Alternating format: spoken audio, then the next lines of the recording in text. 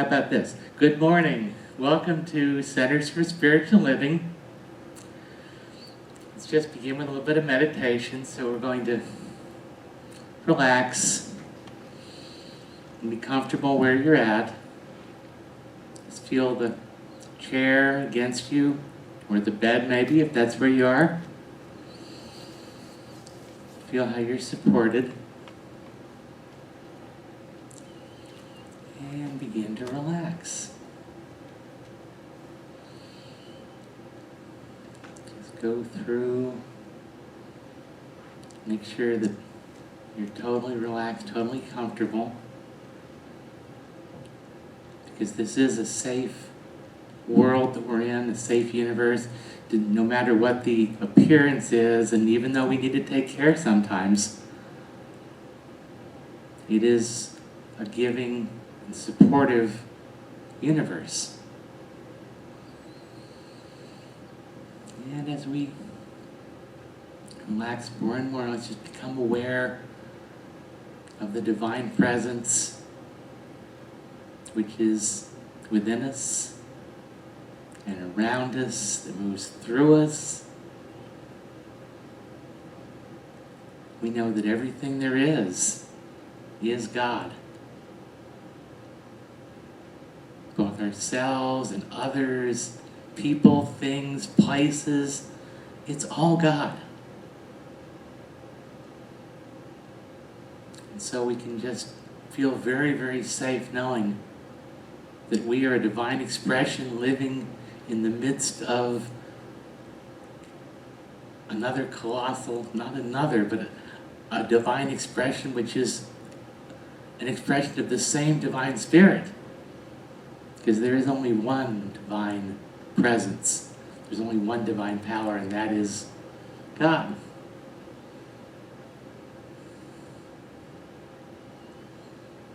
So let's just know that we're surrounded, that we're supported.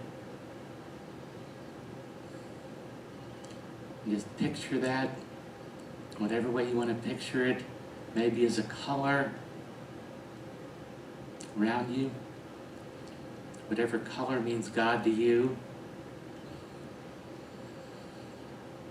And just see that expanding and moving out. Since we know that God is endless and limitless, and there is no boundary, no limit, no end to that divine presence.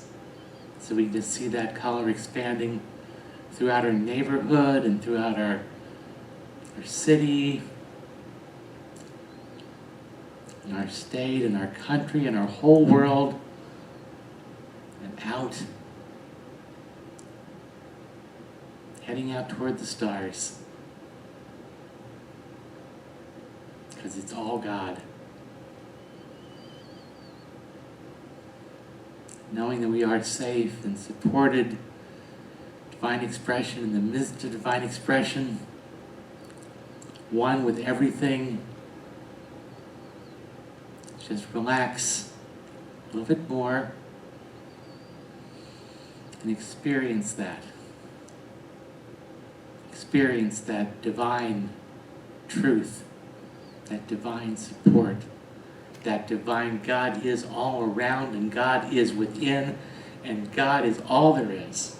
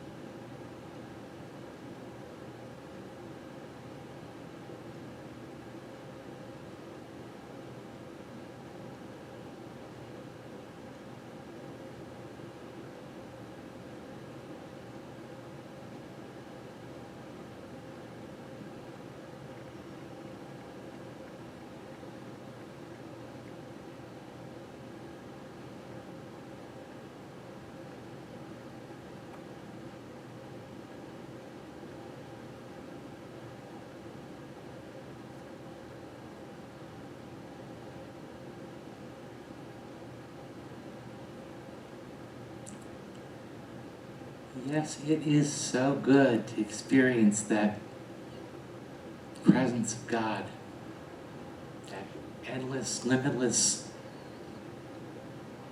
presence of Spirit.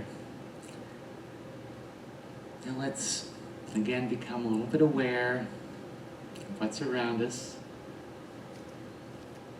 the sounds in the room, maybe the feel of air,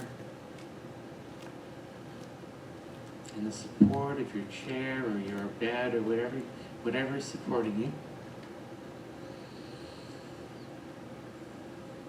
Slowly, just come back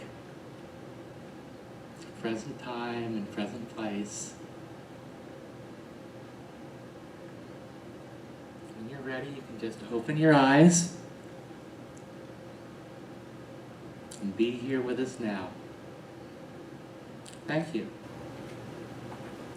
Good morning. Welcome to Centers for Spiritual Living Greater Dayton.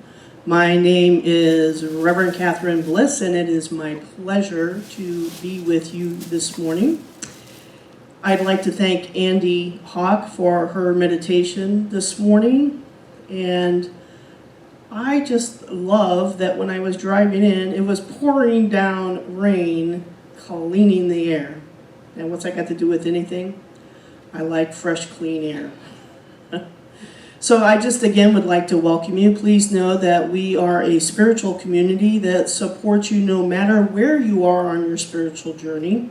You can be Baptist, you can be Buddhist, it doesn't matter. Right where we are and what it is that we believe in, oneness and love and peace and joy and harmony, that's true for all of us no matter what. So you are very, very welcome here. I'd like to read our vision statement this morning. It's pretty hard to say repeat after me when there's 2 or 3 people in the room here. Actually, there's 4 of us. So I'm just going to read our vision statement. And if you would, just take a moment just to hear the words. I mean, hear them at a heart level. I think it's a profound statement. We awaken to the spiritual magnificence of ourselves and our planet. We are a community of love that supports all people experiencing real transformation. We transform the world. So Andy will be supporting this in numerous ways. One was that she will be holding the high watch for us, and we have Michael. Both of these practitioner interns are about ready to do their panels actually next Saturday, of which then they will become actual licensed practitioners. And I know that they're very excited, and I know we as a community are as well, that the presence and the consciousness that they bring is a time of bringing that light and that movement into our center. So I'm really grateful that they're here. We also have Kenny in the very far back of the room there, caring for himself and for us as well. And so we're grateful that Kenny's here. We will not be doing music this morning, but we will return to it next week. So other than a little bit of toe tapping and a little bit of clicking my fingers, that's about all you're going to get today, because you don't want me to sing for you. You would jump off in a heartbeat saying, "What was that?" So again, welcome, and I'd like us now to begin our service with honoring world religions. So I'd like to invite Andy back up to the podium, and Michael will be doing our actual candle lighting. The Tao of freedom is gifting ourselves the ability to live freely, but at the same time bringing this truth to others.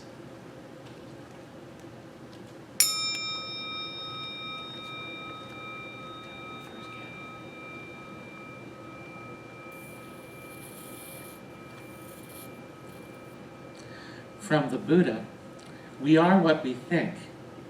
All that we are arises with our thoughts. With our thoughts, we make the world.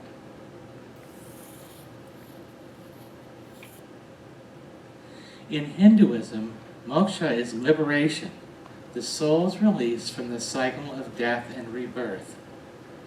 It occurs when the soul unites with Brahman by realizing its true nature.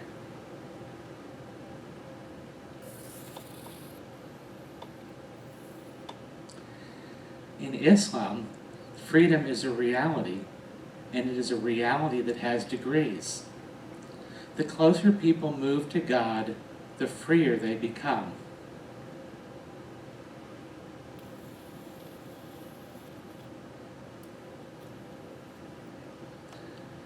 From The Science of Mind and Spirit, Ernest Holmes, the all-knowing mind contains the answer to every problem which confronts us.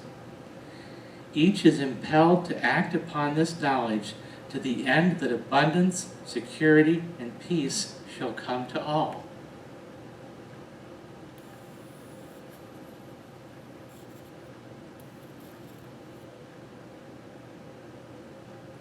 In Judaism, the true essence of God is above as well as below, in the heavens and on the earth, and nothing exists outside him.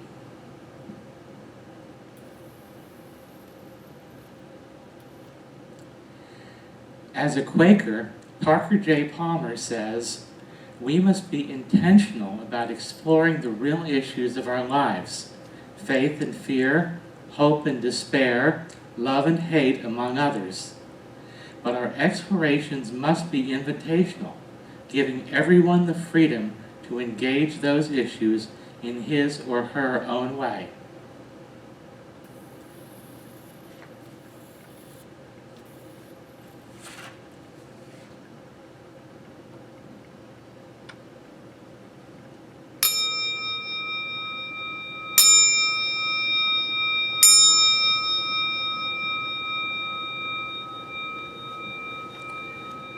Many, upon their introduction to Science of Mind, express similar reactions to our teaching, that they have come home to a place they knew always existed in their hearts.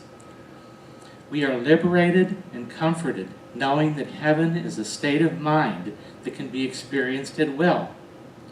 Further, we know that the law of circulation mandates that we get what we give, and since it is basic human desire to have solace, we have a responsibility to share what we know to be true with those in despair. Now let's just take a few moments in silence and reflect on those words.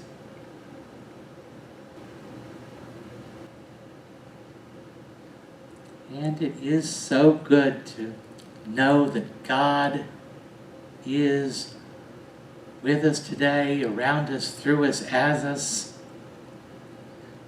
And that we all, whether we're here at the center or whether we're at all different sorts of places connecting through the internet, that we are a divine manifestation. We are God creating this experience through us and as us.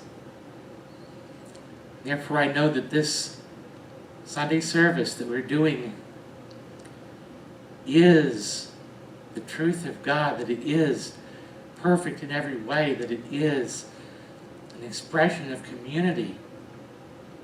Because community doesn't have to be in person. Community can exist however we gather together, even online. And so I know that that is God. And that everything about this morning, this service, is God.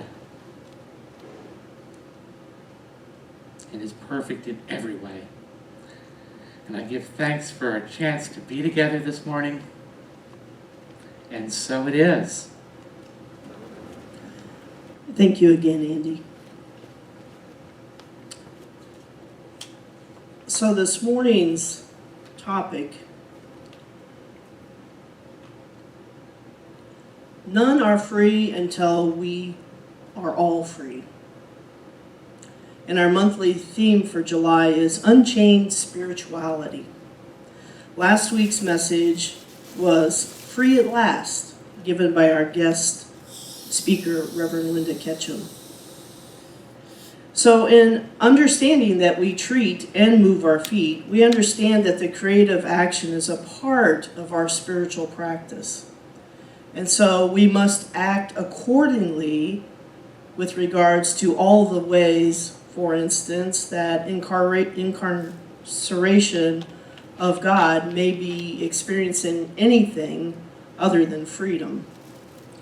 What does it mean for us to bring this teaching, the science of mind teaching, to others and meeting them where they are in their life experiences? So one of the things that is probably, if I had to say in one word what is science of mind, I would say oneness. Oneness.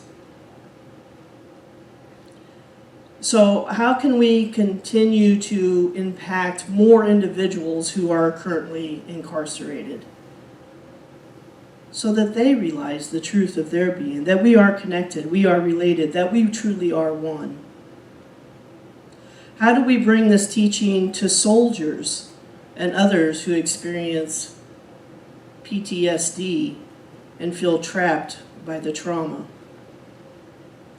What happens when one part of God is in some way happening to all of God?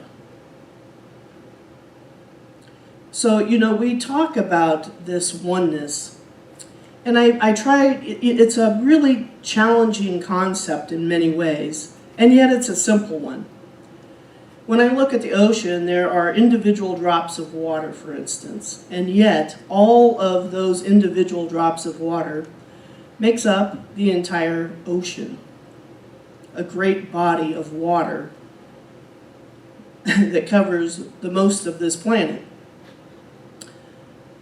So one drop of water, H2O, is within that whole body of ocean. It has its own individual movement, it has its own individual life, if you will. Because when there's movement, there is some level of life. We may not comprehend what that life is, or maybe not even understand it. But if there's a movement of energy, there's life. So that one drop of water and countless other drops of water become our ocean, one ocean. All made up of the same thing, all made up of these molecules that make up this H2O. I think it's, hydrogen times 2 times oxygen. So you get that, right? So when we're talking about oneness here, that's how we're talking. We're one human race. Yes, we are individuals in that human race. We are one life, that life of God. And yes, we express individually as what I often like to say as godlings. We are free to think and choose and be our own uniqueness. Like every single blade of grass, again, it's all the lawn, but it has its unique expression. It has its unique width and height, and so it's unique, but it is all one. It is all together. So that brings us to the place of none are free until all are free. And some might question that. It is a very responsible thing that we're talking about here. Those of us that are free, and I'm speaking about really aware and awake, Christ, the Buddha. What did they go on to do in their lives was to raise up that level of freedom in others. They took some sort of action. They didn't just talk about it. They, got on their cushion and they did their meditation, they did their prayer. Jesus, the master teacher, walked. He didn't have a really nice building and all that. He put on his sandals and he went and he walked out and he spoke with anybody that came to him. So, again, None of us are free until all of us are free. Individually, I can have my freedoms, and yet there's a collective, there's a wholeness, there's a oneness. It's not just about me. If it was just about me, I could live on this planet all by myself, right? Not going to happen. I need you. You need me. We are one, we are together, and it's a necessity. As a matter of fact, on this planet, if you can tell me one thing that you're not in relationship, I would be interested in hearing that. Because we're in relationship to something in this physical plane all the time. But I am interested. If you find something that we don't have a relationship to, I want to know what that is. So while on a personal level, I may work toward and experience my freedom, being free of doubts, fears, limited thinking, free in my mind despite external conditions. However, the notion of my personal level experience is somehow different or independent of yours truly is an illusion. There is no separate personal level. That one drop of water would not on its own be an ocean. It requires all the drops of water to be an ocean. Only a personal experience of the universal is mine. What I conceive, what I see, what I feel, what I hear, and then it goes through this amazing mechanism that I have called my body. It has a brain. It operates this mechanism in a certain way, and I've said this before, my arm works this way. It is the way this mechanism that I am inhabiting works. It will work some other ways, but ouch, like how far back can I bend?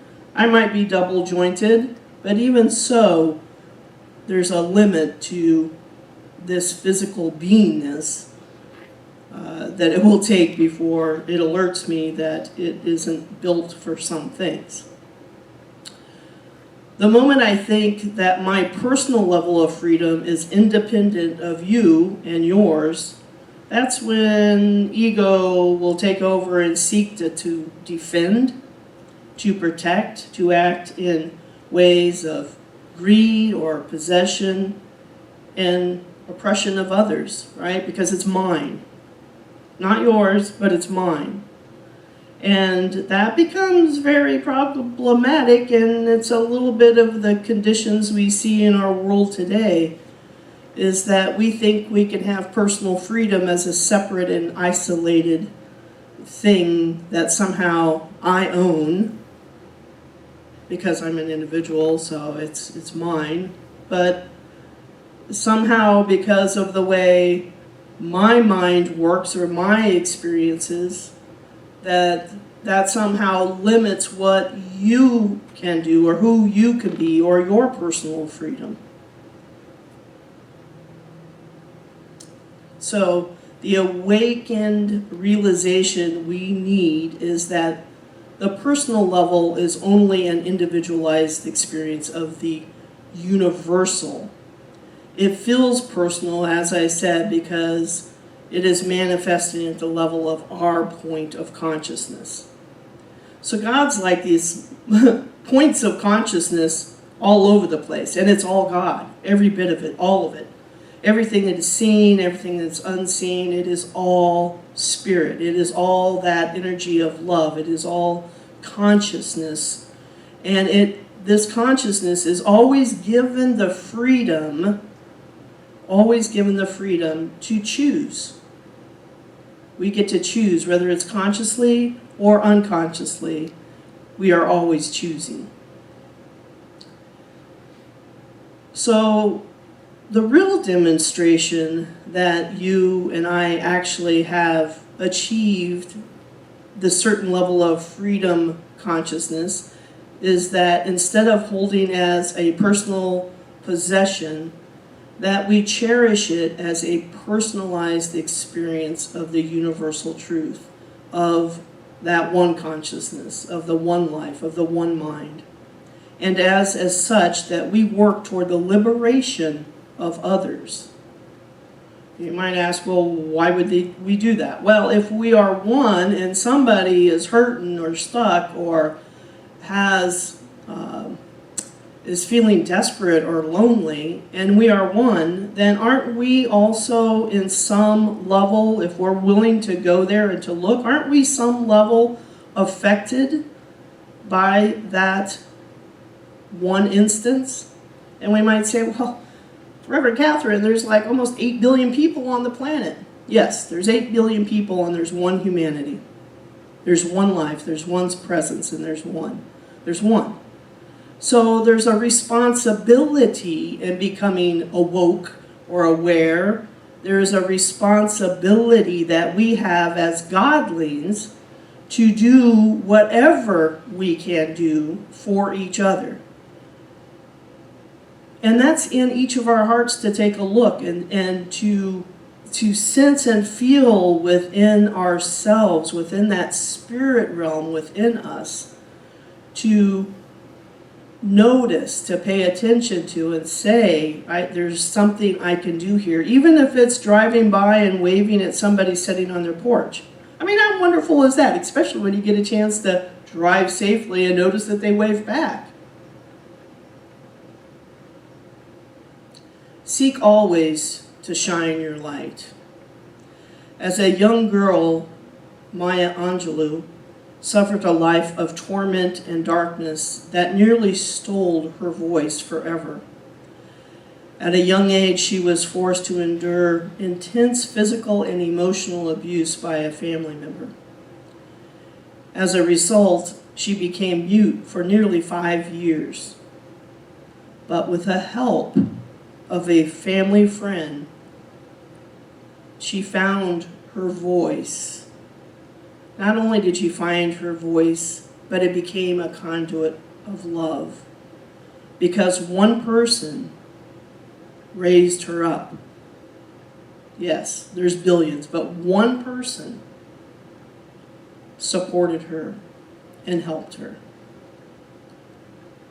So see beyond the appearances.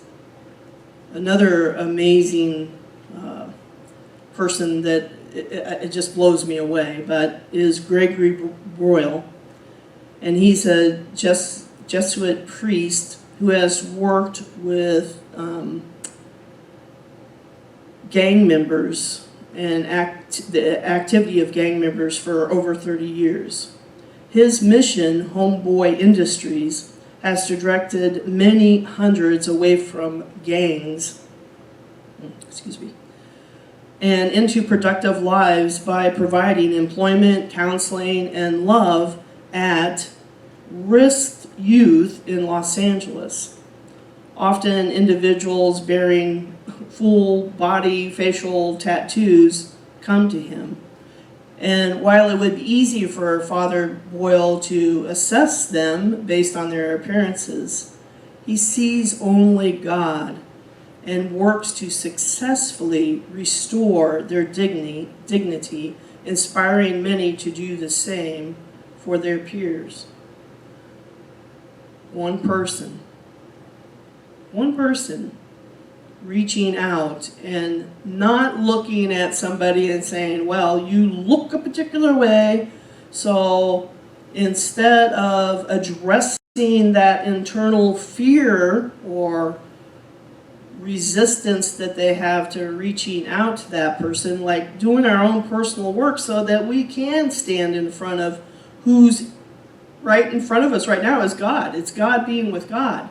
And if I am judging by appearances or I have some warning signals go off, then I need to kind of look at that. That's not to say that they're inappropriate. It may be appropriate that warning signals are going off. We do have this divine gift of intuition, and we also have an animalistic aspect of us that says, danger, danger, Will Robinson, get the heck away. So we have all of that going on. We are amazing, amazing spiritual beings in this physical body that is also amazing. We have so much. And it takes work sometimes to spend a little bit of time with our fears or our frustrations or, some of those things that want to jump out that say, ooh, be careful here. And if we do our work, then whether that's journaling and writing, when I get home from a situation, looking at it, what was my feelings and reactions really about? Was it really about protecting myself, or was it my own fear because somebody's different and looks different and acts differently than I do?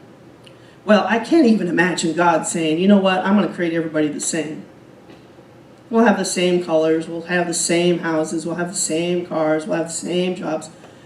It would be, God wouldn't have hardly any life at all. It's like, not that I know that God, takes a nap and then wakes up and says, woo-hoo, but for me personally, I'd be like, without all of that diversity and without all of that creativity, again, every blade of grass is different. Every grain of sand is different.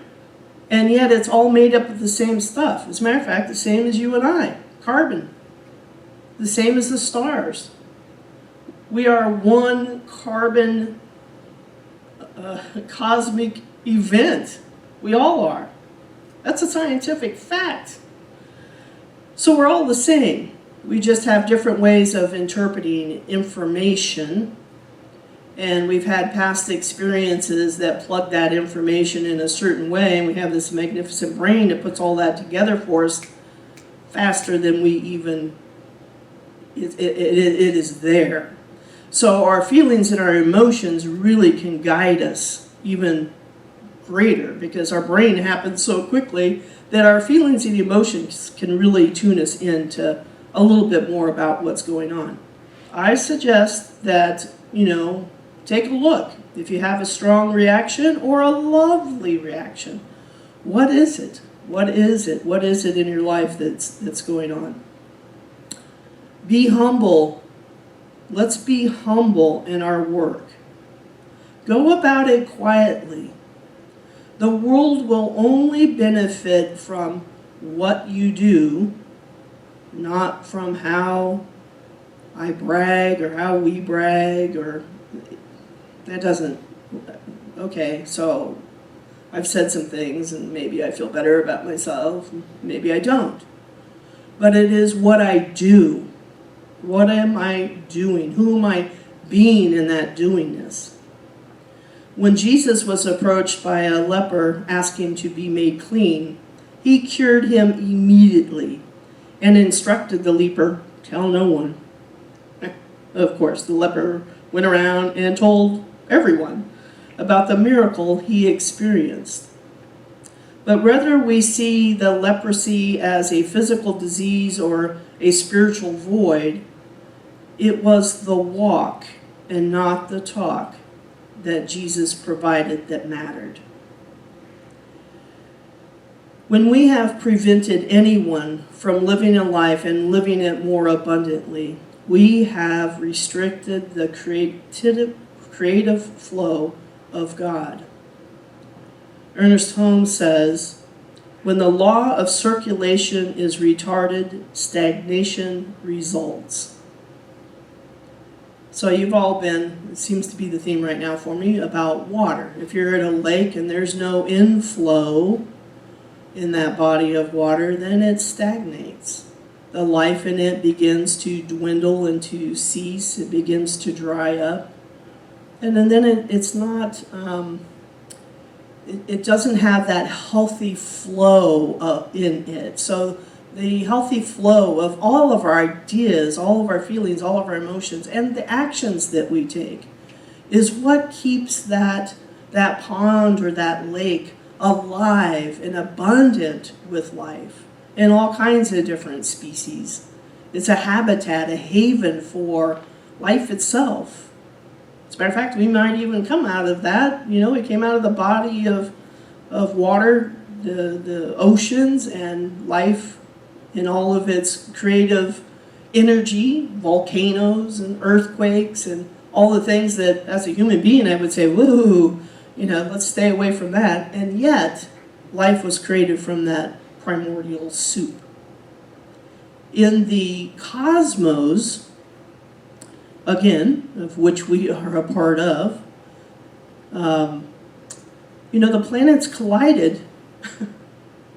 In the cosmos, planets collided. And in that collision, there was a divine order, even though it was chaos.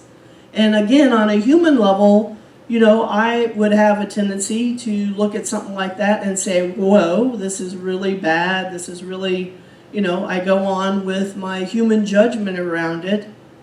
And yet there is a divine order. There is a creation going on, and it is radiant and magnificent. And yes, it is life being life. It is what it is. So I'm on this little planet as a human being and been given everything that's necessary. And I think I shared this maybe a couple of weeks ago, and I'd like to just kind of talk about it again. A little seed, a little oak tree seed, has everything that it needs to become a full oak tree. It was given that intelligence, it was given that nurturance, it was given everything it needed in that little seed for it to become huge and mighty oak. And so it is with us, and so it is with life. Everything we need has been given to us, to all of us. And it is that we need to recognize that. And sometimes I can't see it for myself, but you can see it for me. I can't see my ears, but you can see my ears. I can see my ears if I go look in a mirror, which is still a reflection, but you can see my ears. You see me. You know me. And that's important. I want to be seen, and I want to be known. And I think that's true for all of us. And so when we heal ourselves of that stagnant flow, or we're stuck, we become the way showers when we free ourselves up that others can see and do the same thing. And we become the catalyst and the consciousness stirrers, I like that, consciousness stirrers, who trouble the waters, that they may heal and set the captive minds free to the truth of their divine magnificence. We don't need to look very far to see people consumed in suffering. They're in prisons, detention centers, they're soldiers, single moms, all who benefit by knowing heaven on earth. The freedom we enjoy through our connection with the divine needs to be shared. If we have everything that we need, everything, then that which we know, that we feel in our bones that we have, then we can share that. Emerson warns to beware of holding too much good in our hands. We can only truly enjoy our freedom by spreading it around, helping others to experience the same. So here's a call to action. Volunteer. Whatever way is the best and the safest for you.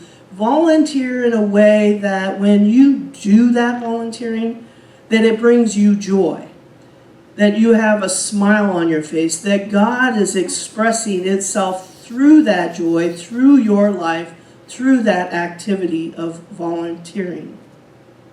Teach. Everybody has something to bring to somebody. Everybody does. We are both teachers and students in life.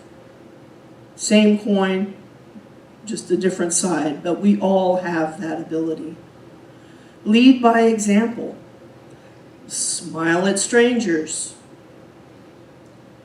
There's all kinds of ways that we can be kind and to recognize and to see each other, see that God presence, that one God presence that's in each one of us no matter what. Even a person that's angry or upset, look past that and what do you find?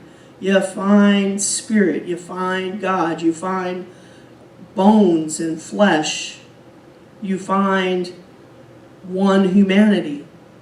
Reach out. You know, there was a video not too long ago, and actually it's probably been out there for a while. When people are hurting, they tend to join places where they feel that they're being heard, where they feel like they're making a difference or that their voice counts. You know, as a young person myself at one time, I, was raised up in a tough family. It was tough. I had a single parent, and my single parent was doing the best that he could. That there was, alcohol and drugs and a bunch of other stuff. And what I needed the most was to know that there was somebody else that I could connect to. I would say that saved my life. Otherwise, I'm not sure I would have wanted to continue. So it took one person, and it was one person, who I could be around no matter where I was at the time, especially emotionally. That I had support, that no matter what I said or how I said it, or it didn't matter to this person. They were a true, true friend. They heard me. They got me. Be like that for somebody. One person. Be like that for somebody. Really hear them. Don't judge them by their appearance or by their family or their past or what they have or what they don't have. It's a bunch of baloney. At the center and the core of each of us is a godling. And that godling is magnificent. It is filled with love and with joy and with harmony and with peace. Tap into that. Reflect that back to them. We can all do that for each other.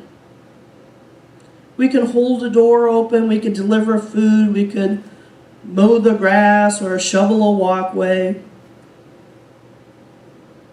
You and the world will get more than you pay for.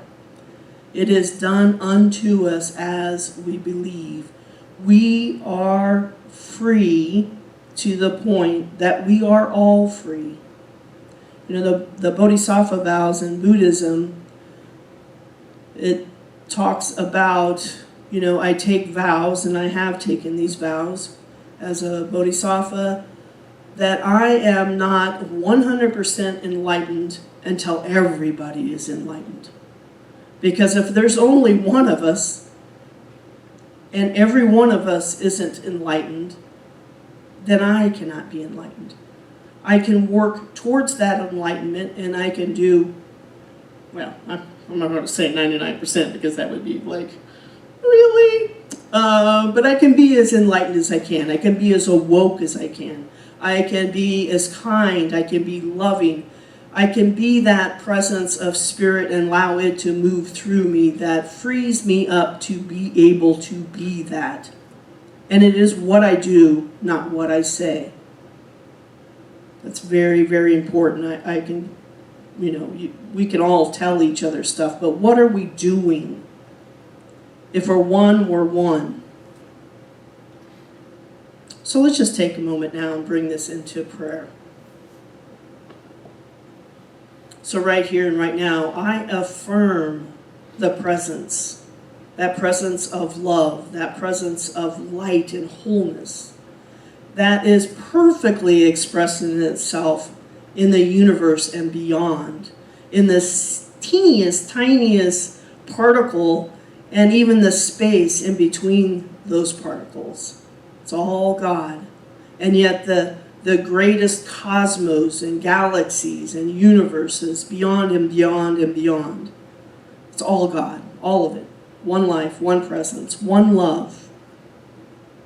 So there's only one life and one power and one presence in this world right here. There's only one life and one presence in all of humanity, in all of its amazing ways that it expresses itself. It loves this diversity, the fullness of life, the wholeness of life, the uniqueness of life. And yet we come back to the fullness, the wholeness, the oneness. God is the truth of all being. God, the good, the loving, the all-powerful, and everywhere present. Love. Love. I know that there is nothing outside of God, and therefore I am one with it. And if that's true for me, it is true for everyone, everywhere, all the time. It feels so good. One with the one. One with light, one with love, one with peace and power, and one with compassion. One with all that is. I speak my word today affirming that each one of us and all we meet are open to listening with an open heart and an open mind. I affirm the wholeness and the holiness of all beings everywhere. I affirm that as we listen with open hearts and open minds, we reach that place of understanding and of compassion for all creatures, knowing that we are all created by and from this one. There is no separation. There is no lack. It has already been given. So I now just peel back the layers of my thinking process, the layers of where it is that I am covering up that goodness, that love, that wholeness, and that oneness. I just peel that back. I allow my heart to open. And sometimes that means being broken open in order for that expression of love to pour through me. I allow this presence to right here, right now, be my words, be my activity, be the things that I do throughout this day. And that it is integrity with what it is that I believe, that we are one. So I am grateful for the power and the presence and the wisdom of this great Creator, that all of life was created from it, and that all that was created from it is exactly what each creation is, period. So if God is love and presence and peace and harmony, then that is what we are. That's the seed that we've been created from. I am grateful that we truly listen to our hearts with empathy, and we acknowledge our oneness as individualized expressions of the Creator and as a wholeness of humanity, that one by one, we are the ones. We are sinners for spiritual living. We are the ones. And so is everybody else. And those ones are a capital O. So I'm so grateful for this. I'm so grateful for this truth. I'm so grateful for this knowing. I stand in God. I stand in truth. I stand in our freedom, our personal freedom, our collective freedom. And I am willing to be used to open up to even a greater freedom, not only for myself, but for everyone. And so with this, I simply release my word now into that creative medium, into that that soil of which I have now planted my word into, that seed, knowing that it is growing, that it is taking deep roots, that it is reaching up to that sun, that glorious sun, to give it even life fuller. I am so, so grateful. So I just let this word be. I know it is good. I know it is God. And so it is.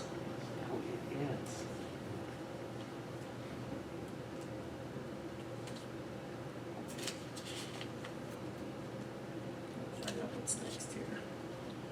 Okay.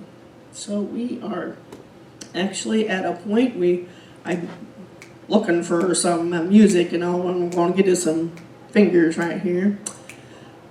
So now it is time for our conscious giving, and I want you to know that your gift to this center makes all the difference. We would not be here without you. This teaching, this Science of Mind teaching, would not be here in this way without your gift.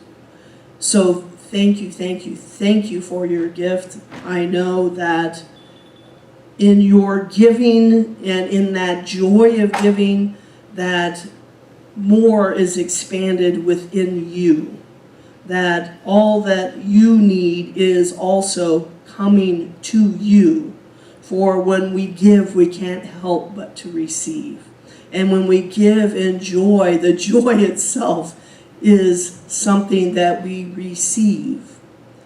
And joy is pretty profound. So please consider giving. You can do a text to give at 937-595-0142. You can go to our website, cslgd.org. You can send us a check in the mail. That would be awesome too. And just take that gift now and place it over your heart. And I'm not going to say and repeat after me because I'm not going to be able to hear you. So here's the affirmation. Money flows freely and abundantly into my life.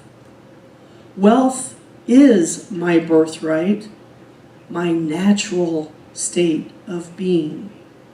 I am abundant. And so it is. Andy? We've got a few announcements for you now. First of all, if you have talent regarding video streaming and or would like to volunteer and learn, please reach out to Reverend Catherine and leave a message. Her phone number is 614-506-4261. That's something we really have a need for now. We're forced to have online be our whole service just because of the pandemic, and so we're really making a push to make that as excellent an online service as we can, and to do that we need your help. Also, please join us on Zoom Tuesday mornings and Thursday evenings for our community connection, which is our chance to chat with Reverend Catherine. Sometimes I show up for that too. You can also Zoom into Science of Mind 101, which is with practitioner emeritus Marge Russell on Sunday mornings. That starts at 9:30 and goes till 10:20. And information for these Zoom events is on Facebook and also through our weekly newsletter. If you aren't getting our weekly newsletter, you can call, leave a message here, or send us a message on Facebook. Let us know if you are an active part of our community and are not getting that newsletter every week in the email, and leave us your email address and we will add you to that newsletter, because we want to be a community. We want to stay a strong community. Just because we're online, we're doing everything we can to reinforce that community. We're also, speaking of community, in the process of putting together an opportunity for us to meet safely outdoors at a park for breakfast, which will probably be on a Saturday morning around 10 a.m. And we'll have more details on that coming very soon. If you would like prayer, our prayer line is 937-282-5600. 297-0366, or you can text to 937-231-8104.